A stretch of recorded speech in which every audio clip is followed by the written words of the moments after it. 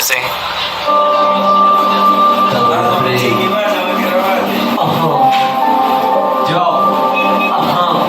Culturizando desde Galaxy Book, bandeja.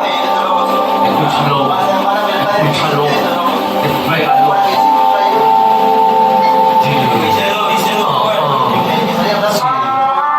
Es una vida que mantengo, es una manera donde sabes que me meto.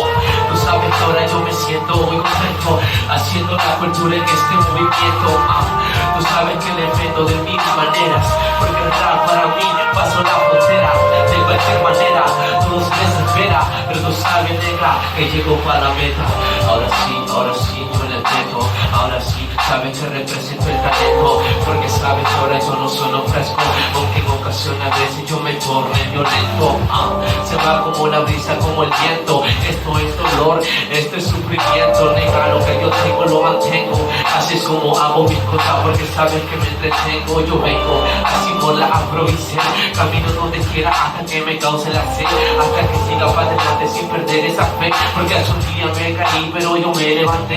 Yo seguí para adelante, nunca me rendí, porque con el rap siempre me sentía feliz. Cuando estaba en la pobreza no sabía nada. Hay gente que le gusta y gente que no le agrada, pero la adentro, todo lo pendejo, haciendo rap porque sabe yo soy Pacheco, sabes que yo tengo el respeto, majestad, tú sabes que tenemos todo, pero no bajamos, porque sabes que lo arreglamos, cualquier problema sabes que solucionamos.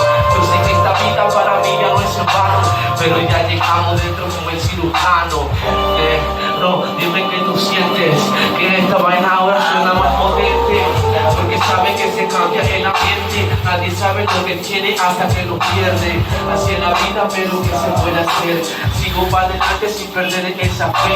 Ahora sigo sí, porque me mantengo intacto. Esto es lo que tengo y esto es lo que yo relato. Me escapo, no tengo anonimato. Me pongo bien los pantalones y bien los zapatos. Dime que se siente no poder perder, vivir para adelante sin nunca perder la fe. Yo lo sé también, porque voy a despegar. Así como yo tengo el momento, la realidad. Así es como lo siento, porque me voy a expresar. Las palabras se van, pero no me voy a escapar.